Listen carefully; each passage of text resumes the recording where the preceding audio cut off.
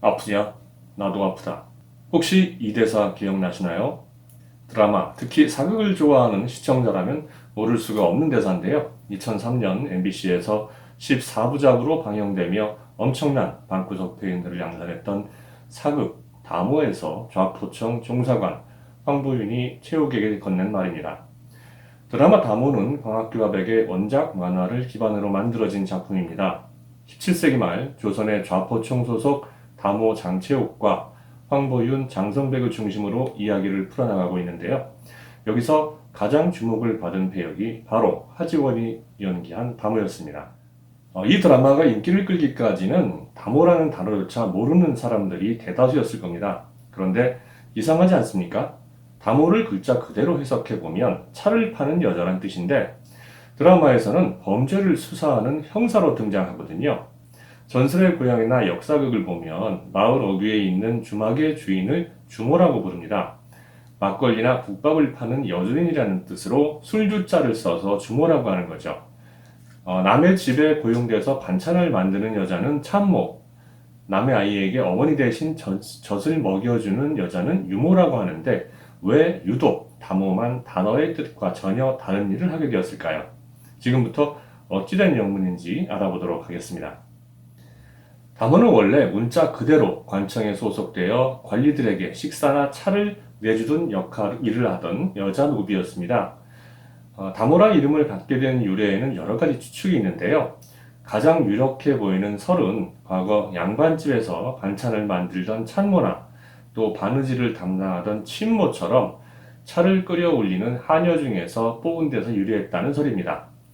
잘 알려지지는 않은 사실이지만 조선시대에는 고관들이나 또 왕실에서 차를 즐겨 마셨습니다. 왕실의 차 관리는 사홍원이라는 궁궐 음식관리 기관에서 맡아 했는데요. 차를 끓이는 일을 담당하는 다색이 10명이나 있어서 대전, 대비전, 세자궁을 나누어 관리했죠. 관리들의 부정부패를 감시하는 사헌부에도 차를 마시는 곳인 다시청이 있었습니다. 감찰들이 매일 아침에 모여서 이를 의논하면서 차를 마셨다고 하니까 당시에 차가 얼마나 인기가 있었는지 알 수 있습니다. 사헌부 외에도 정조 때 창설된 장용영과 각 관청, 심지어 도로와 역마를 관리하는 역에서도 차를 관리하는 사람이 있었다고 합니다. 사실 사람 모이는 곳에 차가 발달하는 건 당연한 인지상정이 아닌가 합니다. 현대사회에서도 사람들이 모이면 커피나 차를 시키고 이런저런 신변 이야기나 세상 일 이야기 하다가 본론으로 들어가는 것과 마찬가지라고 보이거든요. 자, 이렇게 차를 좋아하는 사람들은 많은데 차를 마시기까지의 준비 과정이 꽤나 복잡하다는 것은 문제였습니다. 지금이야 티백으로 간단하게 물만 부으면 마실 수 있는 상황이 아니니까요. 평상시에는 차를 잘 관리해야 하고 또 찻잔과 주전자도 항상 청결하게 보관을 해야 합니다.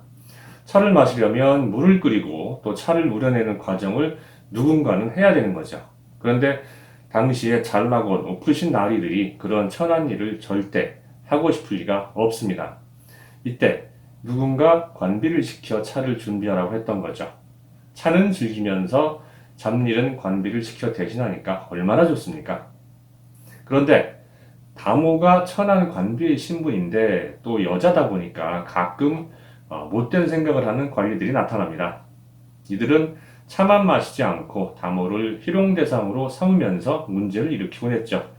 다모와 간통을 하거나 또 잔치에서 노래를 부르게 하는 등 다모의 본래 일과는 상관없는 일들을 하게 하면서 쥐들 마음대로 종처럼 부린 겁니다. 심지어 양반이 자기 마음에 드는 처녀를 제 사람으로 만들기 위해서 다모로 삼으려고 했던 그런 사례도 있었습니다.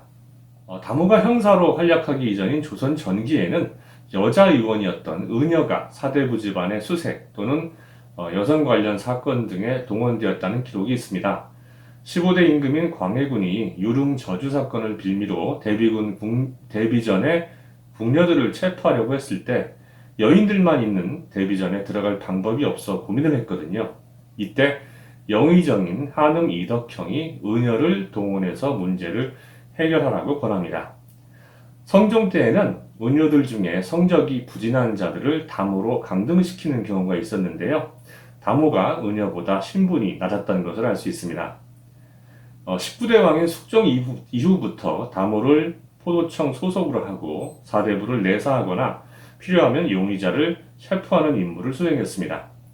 조선시대의 엄격한 유교 윤리 덕분에 규방이나 또 여성 관련 사건이 발생하면 포도청이 수사에 골머리를 앓았는데 이럴 때 다모가 투입됐죠. 그런데 다모는 아무나 다 되는 게 아니었습니다. 일정 수준 이상의 신체 검사를 통과해야 했는데요. 조선시대 남성 평균 키가 161cm 정도, 또 여성 키가 149cm 정도였다는데 다모가 되기 위한 키의 커트라인은 150cm 이상이었습니다. 체력 요건으로는 쌀 5말, 지금으로 치면 40kg 정도를 들 수 있어야 했고, 또 막걸리 5사발을 마셔도 끄떡없어야 했습니다. 조금 이상한 검사 요건이긴 합니다만 아마도 담력이나 혹은 함정 수사를 대비해서가 아니었나 짐작됩니다. 위험한 임무를 수행하니만큼 어느 정도의 격투기 실력도 평가했던 것으로 보이는데요. 다모는 죄인을 포박할 수 있는 오랏줄을 가지고 다녔고요. 또 범인을 제압하기 위해서 쇠도리깨를 갖고 다녔습니다. 원래 쇠도리깨는 외란시 왜군과 육박전을 할 때 사용하던 무기였는데 특히 은실을 감은 쇠도리깨를 가진 경우에는 사대부 집에 들어가서 용의자를 체포할 수 있는 그런 권한을 상징했다고 합니다. 다모의 신분은 풍부라는 것으로 증명을 했는데요. 풍부의 절반은 포도대장이 갖고 있어서 신분을 확인했습니다. 1700년대 송지양의 한문소설 다모전에는 다모 김조이가 등장합니다. 이 소설에서는 다모가 어떻게 범죄를 수사했는지에 대한 구체적인 묘사가 있는데요. 김조이는 포도청 소속 다모로서 한성부 소속 관원들과 조를 이루어 밀주를 만든 범법자를 색출하기 위해 출동합니다. 밀주를 만들었다고 제보된 양반집에는 다모가 먼저 들어가는데 안채에는 당시 외간 남자들이 들어갈 수 없었기 때문이죠. 김조이는 안채에서 술단지를 찾아내고 안주인을 질책합니다. 안주인은 나름대로 또 사정이 있었어요. 병에 걸린 남편을 구하기 위해서 술을 빚었다고 애원을 하죠. 김조이는 그녀의 사정을 듣고 나서 술을 다 쏟아버린 후에 밖으로 나와서 관원들에게 잘못된 첩보였다고 거짓말을 합니다. 그녀로서는 일종의 정상 참작을 한 건데요. 나중에 김조이의 상관은 그녀가 거짓말을 한 거에 대해 합당한 처벌을 하지만 그녀의 의도를 알고 묵인해줍니다. 사건 조사와 용의자 체포 이외에도 다모는 체포된 여자 용의자를 감시하는 간수 역할도 했던 것으로 보입니다. 정조 17년에 강도 사건의 여자 용의자를 다모방에 가두었다는 기록이 나오는데요. 다모방에 여자 용의자를 가둘 경우 자연스럽게 다모가 그녀들을 감시하는 간수 역할을 했던 것으로 보입니다. 다모는 관비 신분으로 차를 준비하던 일을 벗어나 남성 조사관들이 근접할 수 없었던 규방이나 또 여성 관련 사건들을 조사하는 형사 역할까지 수행했습니다. 비록 관비라는 신분의 제약 때문에 근무 환경이라든가 또 역할 개선이 이루어지지 못한 건 아쉽지만 당시에 한정된 계급 상황 속에서 전문성을 인정받고 일을 했으며 또 범죄자를 체포하는 등 당시 여성의 한계를 넘어선 시도를 했다는 점에서 그 의미가 있다고 봅니다.